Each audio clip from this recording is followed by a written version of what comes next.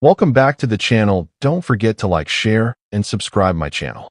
Today we are explore how to create a business social media post using film grain in Photoshop. I open Photoshop and import the image for my business post. I duplicate the layer immediately. I go to Camera Raw filter and add film grain slowly. I stop and observe how the texture changes the mood.